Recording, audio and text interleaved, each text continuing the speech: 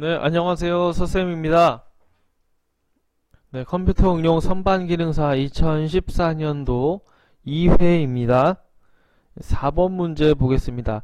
일반 구조용 아변 강제 KS 기호를 물어봤죠. 일반 구조용 아변 강제라고 하면 우리가 기호 SS로 이야기하죠. 네, 그래서 SS는 일반 구조용 아변 강제의 기계재료 표시법입니다.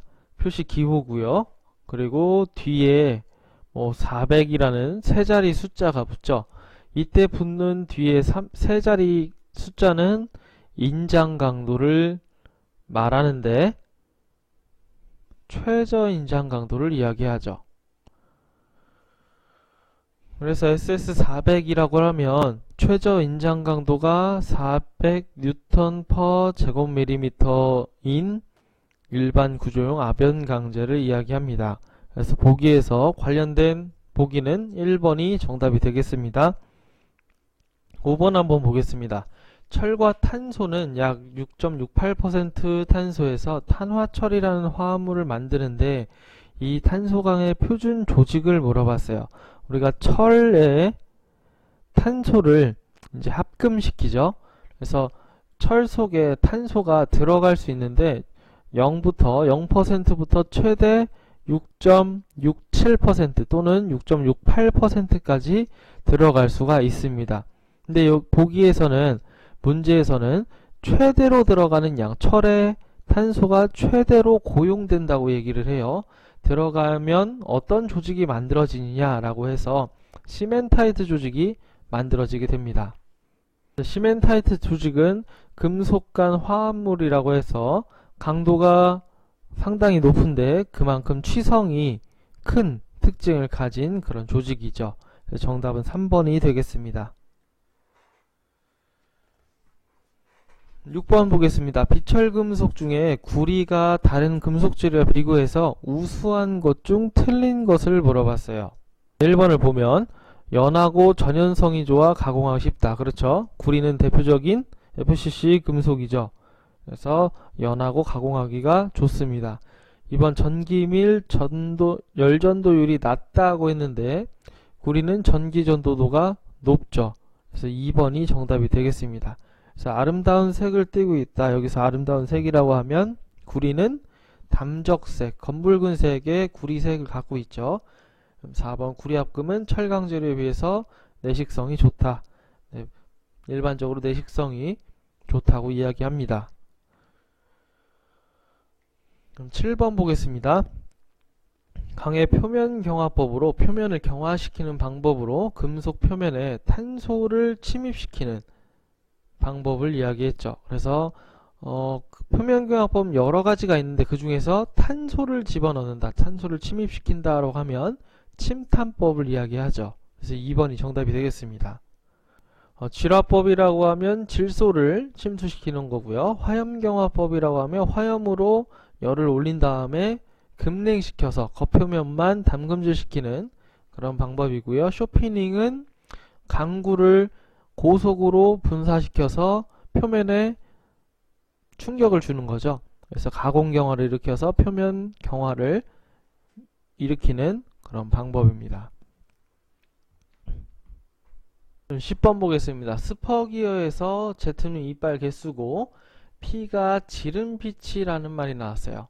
인치로 지름을 나타내는 것을 지름피치라고 하죠. 그래서 피치원 지름까지 주어졌는데 이 세 개의 변수 간의 공식을 관계를 물어봤습니다.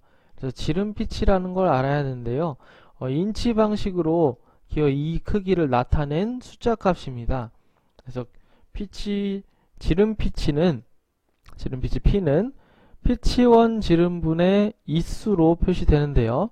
그러면 이걸 문자로 써보면 피치원 지름분의 기어 이수로 이렇게 표시가 됩니다. 단위를 조심해야 합니다. 단위를 여기서 단위는 인치라고 하는 단위예요. 인치. 네, 1인치는 미국에서 인치 단위를 많이 쓰죠. 1인치는 25.4mm입니다. 25.4mm. 네, 1인치는 25.4mm고요. 여기 단위가 조금 잘못 나왔네요. 네, 이 공식은 맞는데 지금 단위가 여기 쓰여 있는 단위가 여기 위치가 아니죠. 그쵸? 이 단위는 지워주시고요. 여기는 이 단위는 지워주시기 바랍니다. 단위가 지름 피치의 단위가 인치예요. 그러니까 전체 단위가 인치인 거예요. 그래서 이 공식의 단위가 인치 단위입니다. 근데 밀리미터 단위로 바꾸자고 하면 1인치는 25.4mm니까 얘를 밀리미터 단위로 바꾸면 25.4가 위에 붙게 되겠죠. Z가 이렇게 위에 오고요. 얘가 이제 밀리미터 단위로 변하게 됩니다. 여기는 1인치가 밀리미터 단위로 바뀌면서 이 숫자 환산값을 가지고 온 것이죠. 그래서 지름 피치를 밀리미터 단위로 나타낸 공식은 지름 피치 P는 25.4Z D분의 25.4Z 이렇게 되겠죠. 근데 이 공식을 피치원 지름에 대한 공식으로 바꾸라 그랬으니까 D로 정리하면 되겠죠. D는 P분의 25.4Z 이렇게 바꿀 수가 있게 됩니다. 이제 밀리미터로 환산한 지름 피치의 값이 되겠습니다. 그래서 정답은 4번이 되겠습니다. 12번 보겠습니다. 스프링 길이가 100mm인 스프링을 두고 다른 끝에 40N인 추를 달았더니 전체 길이가 120mm로 늘어났을 때 스프링 상수를 물어봤죠. 그래서 스프링 상수 K는 변이량, 변화된 양분의 하중입니다. 그래서 변화된 양은 나중 길이 빼기 처음 길이 하면 되겠죠.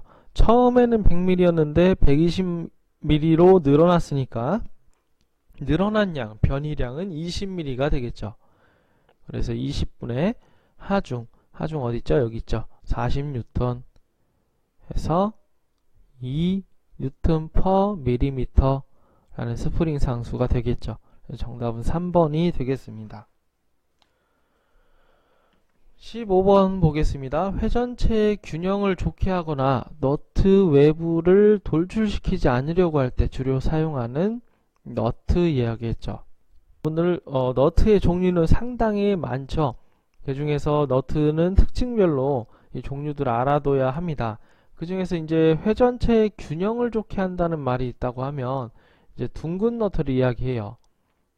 그래서 회전할 때 너트가 일정하게 동그랗게 되어 있는 너트 끝이 이렇게 동그랗게 되어 있는 너트 이렇게 머리가 동그랗게 되어 있는 둥근 너트를 이야기합니다.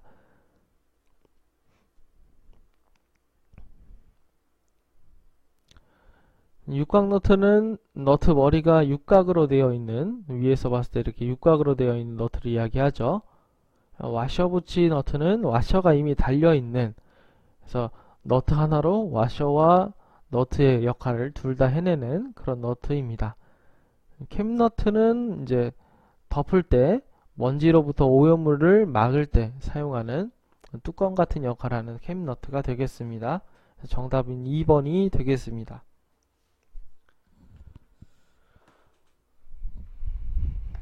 16번 보겠습니다. 치수기 방법 중 옳게 나타낸 것을 모두 고른 것은 한번 보겠습니다. 기억, 현의 치수기. 우리가 부채꼴에서 현이라고 하면 양끝 간의 직선 거리를 현이라고 합니다. 그림을 그려보면 여기 이 거리를 현이라고 하고요.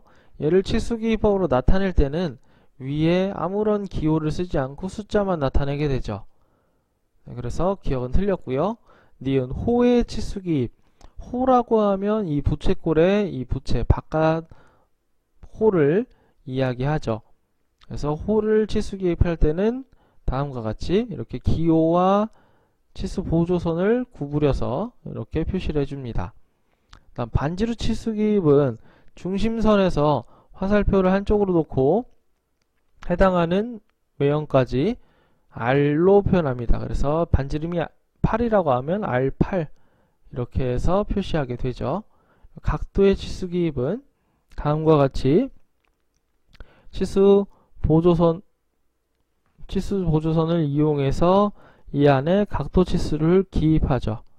또는 분초 이렇게 쪼개서 각도를 기입할 수 있습니다. 그래서 니은, 디귿, 리을은 맞고요. 따라서 2번이 정답이 되겠습니다. 자, 17번 보겠습니다. 17번 문제는 삼각법으로 투상 방법 중 가장 적합한 것이라고 해서 정면도를 이쪽 방향으로 주고 있죠. 그래서 이 그림은 이렇게 평행선을 이렇게 그으면 이렇게 파져 있는 그림입니다. 이게 없는 부분이죠. 빨간색이 있는 부분이 원래 직육면체로 있었던 부분인데 깎여 나간 부분이죠. 그래서 빨간색 화살표 방향 색깔을 조금 다르게 해볼까요? 네, 파란색 화살표 방향으로 보게 되면 어느 선이 보이냐면 이 선이 직접적으로 보이고 여기 있는 선도 보이고요. 여기 있는 선과 이 선이 보이게 됩니다. 그쵸? 그리고 이 바깥에 있는 이 선, 여기 뒤에 선이 보이고 이렇게 해서 지금 여기 이렇게 보이죠? 그리고 이 삼각형 그대로 보이고요. 이렇게 삼각형이 그대로 보이게 되죠. 그런 다음에 여기 대각선에 있는 선이 앞으로 당겨져 와서 짧게 이렇게 보입니다. 이제 직각 방향에서 보면요. 그리고 위에 있는 선이, 이쪽 선이 앞으로 당겨져 나오는 것처럼 보이겠죠. 이쪽에서 보면, 이쪽에서 이렇게 보면요. 그래서 이렇게 네모나게 보이게 됩니다. 이와 같은 그림이 여기에도 있네요. 그래서 정면도를 한번 봤고요. 그 다음 평면도를 한번 보겠습니다. 평면도. 4번은 다른 그림이네요. 그쵸? 네. 3번 같은 그림이 나오게 되죠. 정면도는 3번 같은 그림이 나오게 되고요. 평면도 위에서 본 그림은 여기 이렇게 보이겠죠. 그게 이렇게 보일 것입니다. 그쵸? 그리고 여기 대각선도 이렇게 보이고요. 여기 긴 대각선이 여기 위에서 바라볼 때는 여기서 여기까지 온 것처럼 보입니다. 그래서 이렇게 나오고 여기 있는 이 선이 이 대각선이 이렇게 네모, 요 대각선이 이렇게 네모. 그래서 이렇게 이런 그림이 나오게 되죠. 우측면도를 한번 보면 우측면도는 이쪽 방향에서 보는 그림인데 이쪽 방향에서 이렇게 보는 그림이죠. 근데 이제 가상의 선을 그려보면 이렇게 되어 있어요. 그래서 네모가 이렇게 보일 것이고 그리고 거기를 가로지르는 대각선이 보일 것입니다. 이렇게. 그래서 정답은 3번이 되겠습니다.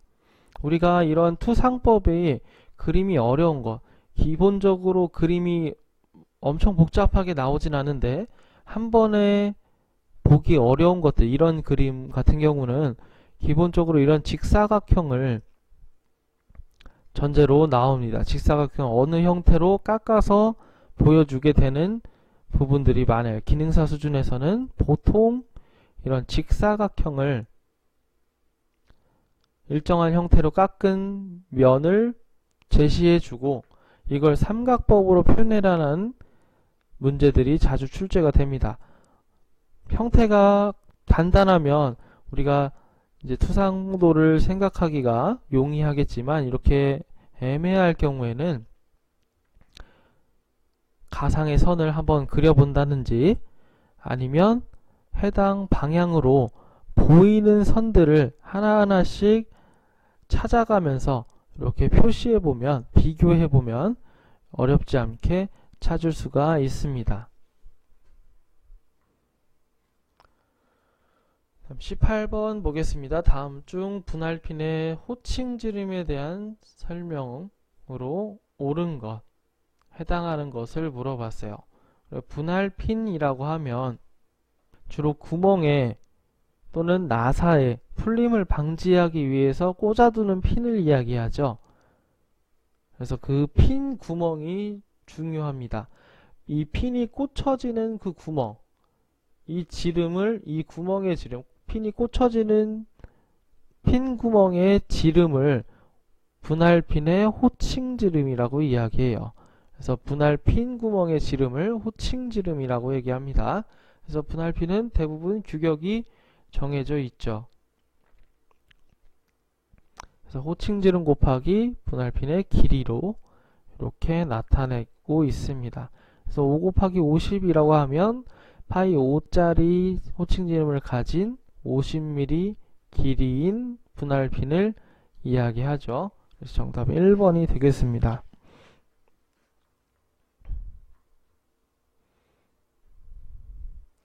다음 21번 보겠습니다. 베어링 기호가 F684에 C2P6로 나타내었을 때 68이 나타내는 것은 이라고 했어요. 우리가 보통 베어링은 6804, 684 이렇게 4자리나 3자리로 나타내게 됩니다. 그 중에서 앞에 2자리는 베어링의 계열 기호를 이야기하고 뒤에 2자리는 안찌름 기호를 이야기하죠. 그래서 68이라고 하는 건 베어링의 계열 기호를 이야기합니다. 그렇죠? 그리고 4자리인 같은 경우에 베어링 기호가 4자리인다 하면 00부터 03까지는 숫자가 지정되어 있죠. 그래서 00은 10mm, 01은 12mm, 02는 15mm, 03은 17mm 이렇게 하면서 기호, 안찌름 기호별로 되어 있고 04번부터는 곱하기 5를 해서 20mm 이렇게 안찌름 기호를 안찌름 번호를 표시하게 됩니다. 4자리인 경우에는요. 그런데 3자리인 경우가 있어요. 3자리 안찌름 베어링 기호가 3자리인 경우가 있어요. 지금 여기도 684는 3자리인데요. 10mm 이하일 경우 00번이 10mm라고 했죠. 근데 베어링이 10mm 이하인 베어링도 있을 거예요. 그쵸? 그때는 그 숫자를 그냥 써줍니다. 따라서 얘는 4mm 안찌름을 가진 베어링이라고 할 수 있죠. 그래서 여기 있는 이 베어링 기호를 보고 우리가 68짜리 계열 기호를 가진 안찌름 4mm인 베어링이겠구나 이렇게 유추해 볼 수가 있습니다. 그다음 23번 보겠습니다. 끼워 맞춤 방식에서 구멍의 치수가 축의 치수보다 큰 경우 그러면 빈틈이 생긴다는 이야기죠. 이 치수의 차를 이야기했죠. 그래서 구멍이 축보다 큰 경우는 빈틈이 생깁니다. 이 빈틈을 틈새라고 하죠. 틈새. 그래서 정답은 3번이 되겠습니다. 근데 구멍이 축보다 더 작은 경우에는 억지 끼워 맞춤이 되면서 죬새가 생기게 되죠. 틈새와 죬새의 개념. 정답 3번이 되겠습니다.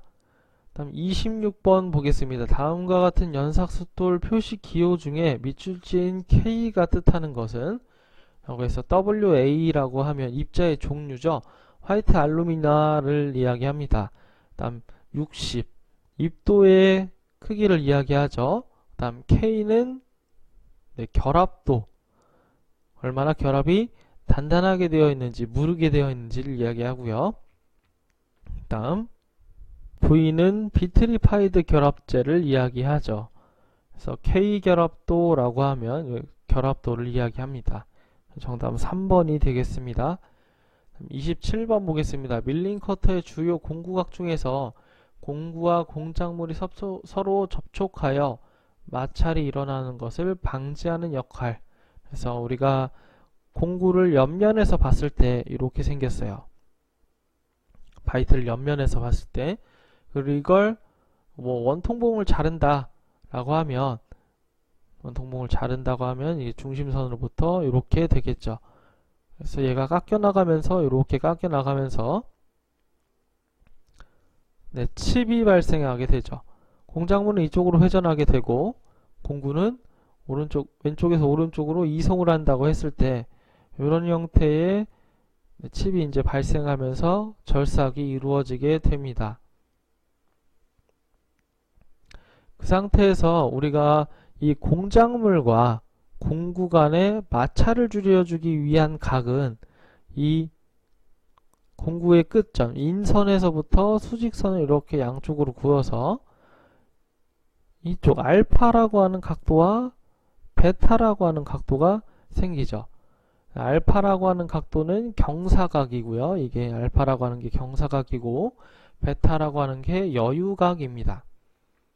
전에도 했었지만 알파라고 하는 경사각은 칼날의 예리함과 관련이 있고요. 베타라고 하는 여유각은 공작물과 공구의 마찰과 관계가 있습니다. 그래서 문제에서 얘기하는 각도는 여유각을 이야기하죠. 그래서 마찰이 일어나는 것을 방지해주기 위해서 여유각을 주어야 한다. 그래서 이걸 어느 정도 이렇게 각을 주어서 띄워놔야 한다라는 이야기입니다. 정답은 1번이 되겠습니다. 다음 28번 보겠습니다. 절삭 공구를 다시 연삭하거나 새로운 절삭 공구로 바꾸기 위해서 공구 수명을 판정하는데 이로 인한 거리가 먼 것. 1번을 보겠습니다. 가공면에 광택이 있는 색조, 색이 나타나던가 아니면 반점이 생길 때 가공면이 깨끗하게 가공이 돼야 되는데 이상한 색이나 아니면 반점이 생길 때 그러면 온도에 영향을 받아서 겉표면이 그슬리거나 아니면 이물질이 이제 타서 반점으로 남을 때를 이야기합니다. 그때는 이제 공구가 제 역할을 못하기 때문에 마찰열이 올라서 이제 가공면까지 영향이 오는 상황을 이야기하고요. 그래서 이때는 공구를 바꾸어 줘야 합니다. 2번 공구의 인선이 마모가 일정량에 달했을 때 우리가 공작물을 계속 절삭을 하다 보면 공구 인선, 공구 끝이 계속 마모하게 되겠죠. 그래서 마모에서 둥그러지게 되는데 이게 어느 정도 이상 둥그러지게 되면 절삭의 성능을 발휘하지 못하고 마찰만 계속해서 늘어나서 이제 나중에는 불이 나게 되는 그런 형태도 나오게 됩니다. 그래서 이때는 공구를 바꿔줘야겠죠. 2번도 맞고요. 다음 3번 완성치수의 변화량이 일정량에 달했을 때 공구가 달면 달수록 완성치수, 마무리치수가 달라질 수가 있겠죠. 그렇죠? 이걸 이제 정밀도의 차이가 난다라고 얘기를 하는데 그래서 이걸 변화량이 허용할 수 없을 정도까지 도달했을 때는 공구를 바꾸어 줘야 합니다. 다음 4번 주철과 같은 내진 재료, 취성이 큰 재료를 저속으로 절삭했을 때 균열형 칩이 발생할 때 이건 칩의 유형을 이야기하는 거죠. 그래서 주철과 같은 매진 재료를 저속 절삭하면 균열형 칩이 발생합니다. 그럴 수밖에 없는 상황인 거죠. 이것은 공구 수명하고는 상관은 없습니다. 그래서 정답은 4번이 되겠습니다. 32번 보겠습니다. 주로 대형 공작물이 테이블 위에 고정되어 있고 이것을 수평으로 왕복 운동을 해서 바이트를 공작물의 운동 방향과 직각 방향으로 만들어 놓고 이송시켜서 평면이나 수직면, 경사면 등을 가공하는 공작기계. 여기서 키포인트는 대형 공작물이고요. 이것을 테이블 위에 고정했대요. 대형 공작물을 테이블 위에 고정시키고 얘를 움직였다고 합니다. 그쵸? 공구가 움직이지 않고 공작물이 움직이죠. 그 상태에서 이제 바이트가 공작물을 운동 방향과 직각 방향으로 이송시켜서 이제 평면이나 수직면, 경사면들을 가공하는 방법. 그래서 대형 공작물을 이런 식으로 가공하는 방법은 이제 플레이너가 되겠죠. 그래서 플레이너는 공작물, 큰 공작물을 평면 가공할 때 사용하는 공작 기계입니다. 정답은 1번이 되겠습니다. 33번도 보죠. 다음 중 비교 측정기에 해당하는 것은, 우리가 비교 측정기라고 하면 어떤 기준면을 두고 거기에서 공작물과 우리가 측정이 이미 되어 있는 뭐 블록 게이지라고 하면 뭐 이렇게 공작물이 있고요. 블록 게이지를 여러 개 조합해서 이제 정반 위에 올려놓고 얘를 수준기를 재서 수평이 딱 맞는다 라고 하면 이 길이와 이 길이가 동일하다고 볼 수 있겠죠. 이런 측정을 비교 측정이라고 하고, 이런 비교 측정에 사용하는 기기들을 비교 측정기라고 합니다.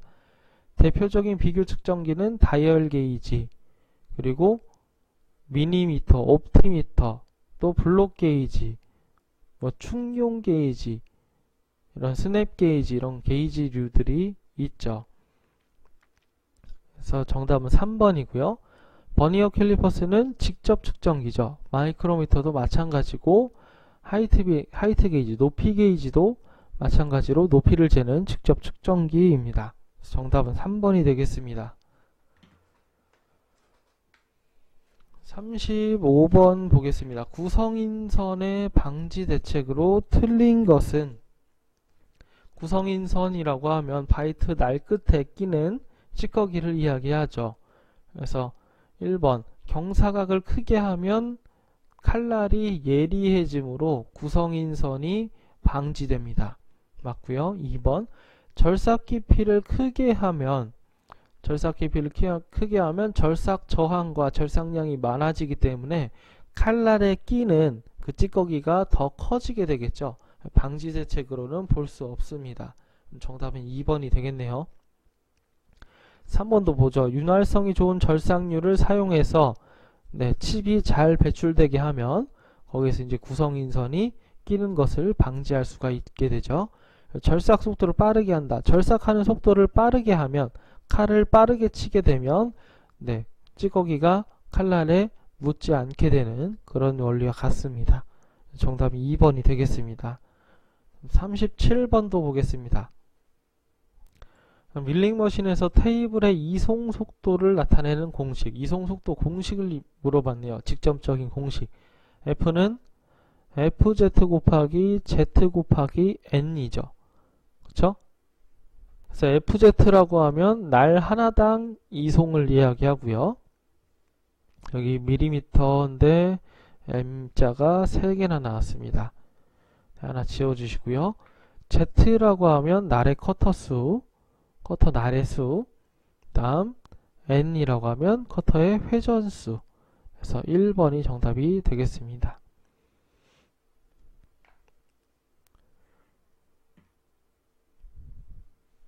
다음 38번 보겠습니다. 랩핑 가공에 대한 설명으로 옳지 않은 것은, 1번, 랩핑은 랩이라고 하는 공구와 다듬질하려고 하는 공작물 사이에 랩젤라는 걸로 넣었어요. 랩이라고 하는 공구에 랩젤을 넣고 공작물을 누르면서 다듬질하는 가공법을 말한다.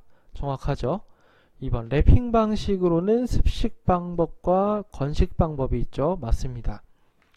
3번, 랩은 공작물 재료보다 경도가 낮아야 공작물에 흠집이나 상처를 일으키지 않는다. 그렇죠. 공작물보다 재료가 낮은 상태에서 계속해서 연마하는 작업이죠. 그래서 정밀 연마입니다. 정밀 입자 가공이죠. 그래서 공작물보다 경도가 낮은 랩을 사용해서 흠집이 없는 상태에서 랩제가 공작물을 가공하는 그런 방법이죠. 4번, 건식 랩핑은 절삭량이 많고 다듬면은 광택이 적어 일반적으로 초기 랩핑 작업에 사용한다 라고 했어요. 이건 건식 랩핑이 아니라 습식 랩핑을 이야기하는 거죠. 우리가 랩핑을 할 때는 오해하기가 쉬운데 습식 랩핑을 하고 건식 랩핑을 합니다. 그래서 어느 게 더 정밀한 가공이냐고 하면 랩핑은 건식이 더 정밀한 가공이에요. 그래서 습식은 절삭량이 많고 광택이 적습니다. 그래서 거친 가공이라고 이야기하고요. 습식 래핑을. 건식 래핑은 절삭량이 적은데 광택은 엄청나게 나오는, 정밀도가 높게 만드는 작업입니다. 그래서 이게 이제 보통 우리가 절삭률을 생각해서 습식이 더 좋다라고 막연하게 생각할 수가 있는데요. 그 부분을 이제 문제에서는 자꾸 물어보게 되죠. 그래서 여러분들은 래핑 가공에서 중요한 건 습식 다음에 건식이다. 이 순서를 꼭 암기해 두시길 바랍니다. 정답은 4번이 되겠죠. 41번 보겠습니다. 가공물의 테이퍼 값을 물어봤죠. 그렇죠? 우리가 이제 테이퍼 심압대 편의량을 이용한 테이퍼 값을 x라고 하는데, 얘가 이제 두 가지가 있죠. 근데 전체가 테이퍼일 경우, 이와 같이 전체가 이렇게 기울기가 지워져 있는 경우는 이 공식을 사용하죠. 아니면 이렇게 되어 있는 거다. 일부만, 전체는 이결이고 일부만 테이퍼져 있을 때는 다른 공식을 사용하죠. 참고해서 한번 찾아보시길 바랍니다. 아무튼 간에 지금은 전체가 다 테이퍼가 지어져 있는 공작물의 테이퍼 값을 물어봤어요. 그럼 이 공식을 사용하는데, 2 곱하기 라지 L이라 그러면 전체 길이를 이야기하죠. 다음 라지 D라고 하면 큰 쪽의 지름, 이쪽 지름을 이야기하고요. 여기 파이가 들어가면 더 좋겠네요. 그쵸? 그리고 빼기 5, 작은 쪽의 지름. 그래서 0.25가 되겠죠. 계산해보면 정답은 1번이 되겠습니다. 43번 보겠습니다. CNC 프로그램의 일부분에서요, L4가 의미하는 것으로 올바른 것은, 그래서 L4가 여기 있습니다. 그쵸?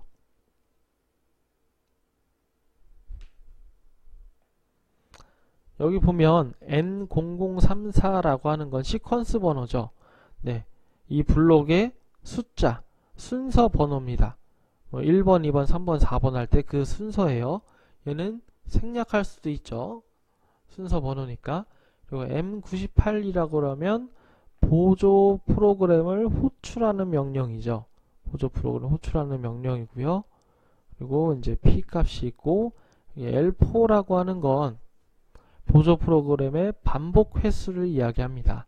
그래서 L4는 L98과 관련이 있죠. 그래서 보조 프로그램의 반복 횟수를 4번이나 반복하라, 이런 뜻입니다. 거기에 해당하는 게 이제 2번이 되겠죠. 그래서 정답이 2번이 되겠습니다. 44번 보겠습니다. 파이 50mm SM20C 재질의 CNC 선반에서 작업을 할 때 절삭 속도가 80m/min이라면 적절한 스핀들 회전수를 물어봤어요. 우리가 V는 1000분의 파이 dn에서 지금 회전수를 물어봤으니까 n으로 다시 정리를 해야겠죠. 1000v 그리고 밑에는 파이 d가 이렇게 되어 있습니다. 해설에는 지금 v가 빠져 있죠. 써주시기 바랍니다. 그래서 파이는 3.14고요. 또는 공학용 계산기에 파이를 넣으면 되고요. d라고 하면 이 공작물의 지름값 50을 이야기하겠죠. 그 다음에 1000 곱하기 v라고 하면 절삭 속도 80이 되겠죠. 80을 넣어서 계산기로 계산해 보면 509.29 정도가 510 정도가 나오네요. 그래서 근사값을 선택해 주시면 됩니다. 정답은 1번이 되겠습니다.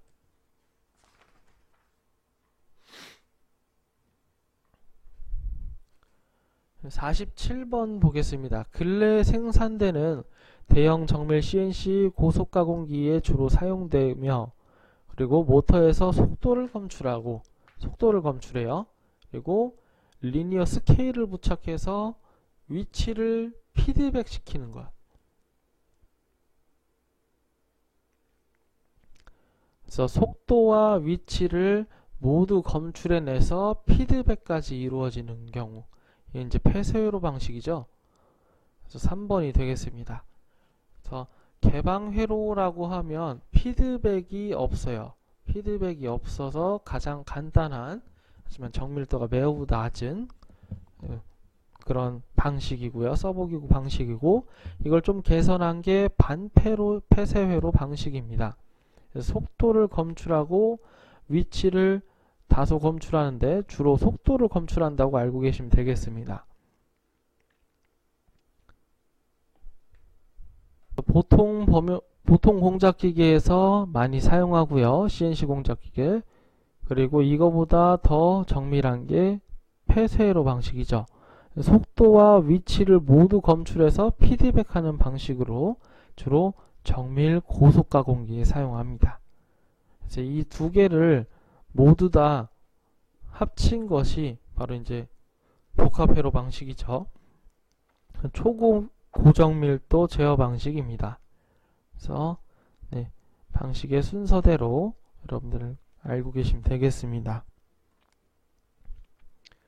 49번 보겠습니다. CNC 공작기계에서 이송속도, 피드 스피드라고 하는 이송속도에 대한 설명으로 틀린 것을 물어봤습니다. 1번 보면 CNC 선반의 경우에는 가공물이 한 회전할 때, 1회전할 때 공구의 가로 이송을 주로 사용한다. 그렇죠. 그래서 공작물이 한 번 회전할 때 공구의 가로 방향이 얼마만큼 이동하는가를 이제 이송 속도로 이야기하죠. 다음 2번 CNC 선반의 경우에는 회전당 이송인 G98이 전원 공급이 설정된다라고 했는데, 회전당 이송이라고 하는 G코드는 G98이 아니고 G99입니다. G99. 그래서 2번이 틀렸죠. 그래서 전원을 켜게 되면 기본적으로 G99가 걸려 있게 돼요. 기본값으로. 그래서 CNC 선반의 경우에는 보통 가공물이 1회전할 때 공구의 가로 이송 방향을 사용한다는 게 바로 이 말입니다. G99라는 표현만 썼어도 1번하고 2번의 설명은 같은 설명인 거죠. 그럼 G98은 어떤 것이냐? G98은 분당 이송 지정이라고 해서 1분에 바이트가 얼마나 가느냐를 이야기합니다. 범용선반에서의 이송 속도를 이야기하죠. 그쵸? 나머지는 한번 읽어보시면 되겠습니다. 그래서 정답은 2번이 되겠습니다.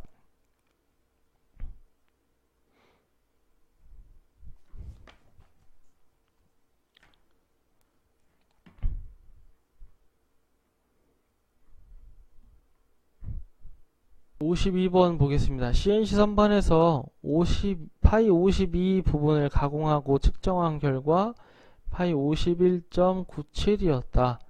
기존의 X축 보정값이 0.002였다면 보정값을 얼마로 수정해야 52로 가공되겠는가 했죠. 그래서 우리가 공작물을 이렇게 척에 걸어놨는데 52인 줄 알고 파이 52인 줄 알고 이 지점을 깎았어요. 깎고 보니까 조금 작게 가공된 거죠. 바이트가 제대로 올라가지가 않은 거죠. 그쵸? 바이트가 이렇게 있어야 되는데 바이트가 제대로 깎지가 않은 거예요. 그 차이가 0.03이죠. 그쵸? 위로 더 올려서 가공을 해야겠죠. 그쵸? 그럼 플러스 0.03이 되겠고, 그래야 되니까요. X축 값은 지름값이므로 지름값을 그냥 더해주면 됩니다. 현재 보정값이 0.002였으니까 여기에다가 현재 보정값 002에 지금 수정된 보정값을 같이 더해줘야겠죠. 그 값이 최종 보정값으로 사용되어야겠죠. 그래서 정답은 4번이 되겠습니다. 54번 보겠습니다. 단면절삭을 이야기하는데요. 단면절삭 고정 사이클을 사용한 프로그램 준비 기능을 물어봤죠. 그러니까 외경절삭이라고 하면 이쪽 방향으로 자르는 걸 외경절삭이라고 합니다. 회전체이니까요. 그쵸? 회전체이니까 이쪽 방향으로 자르면 점점 이렇게 잘라 들어가게 되면 결국에는 지름이 점점 작아지는 결과를 낳게 되죠. 그런데 그림과 같이 직각 방향으로 이렇게 자르게 되면 얘가 아예 무자르듯이 이렇게 잘리는 거죠. 그쵸? 잘리는 게 단면절삭이라고 합니다. 단면절삭. 단면이 깎여 나간다. 그래서 단면절삭 사이클은 4번 G94가 되겠죠. 여기서 우리가 자주 사용하는 사이클 코드는 G76이 있죠. 나사절삭 사이클. 꼭 알아두시길 바랍니다. 나사절삭 사이클, 그리고 단면절삭 사이클 꼭 암기해 두시길 바랍니다.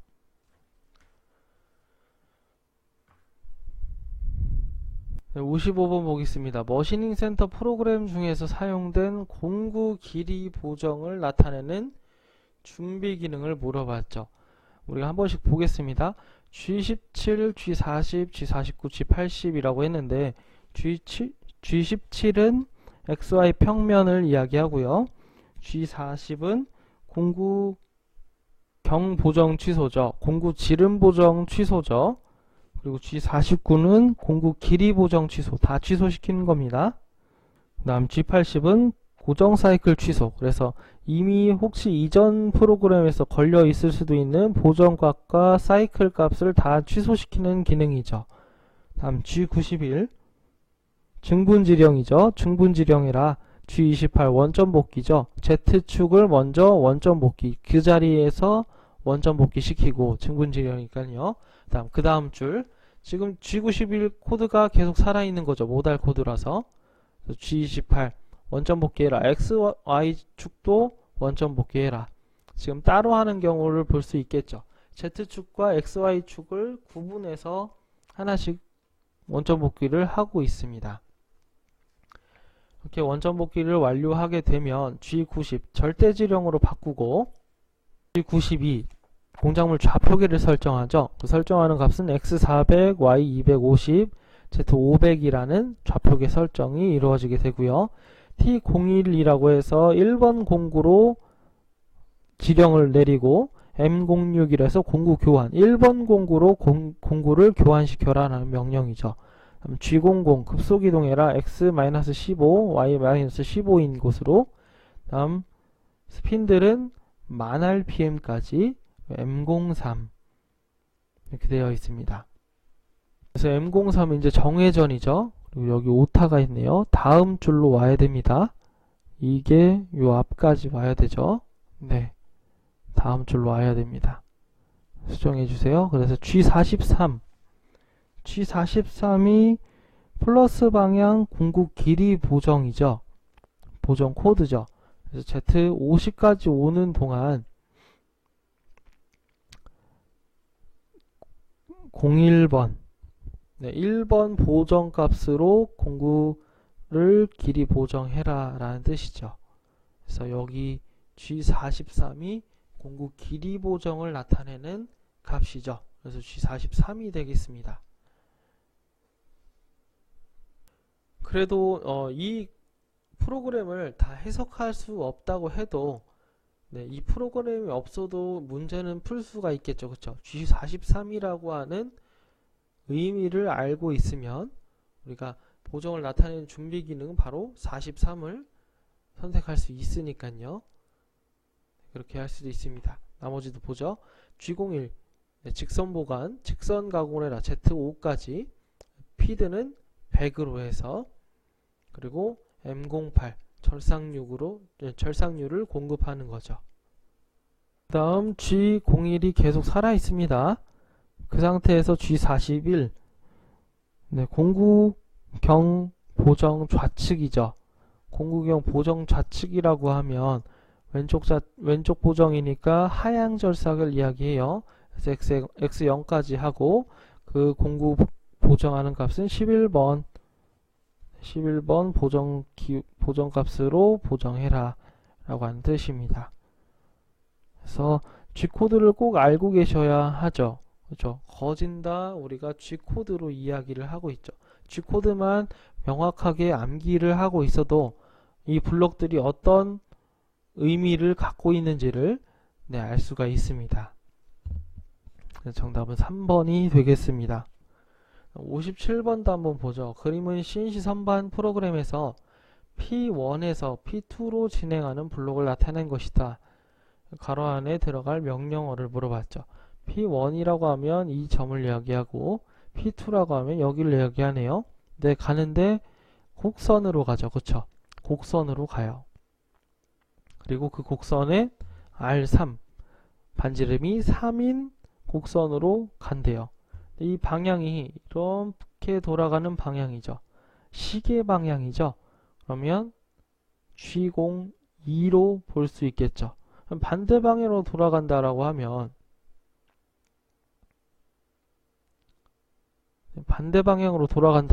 G03이 되겠죠. 그래서 2번이 정답이 되겠습니다. 프로그램 한번 볼까요? 프로그램 한번 써보죠. 네, 반시계 시계 방향이니까 G02를 줬습니다.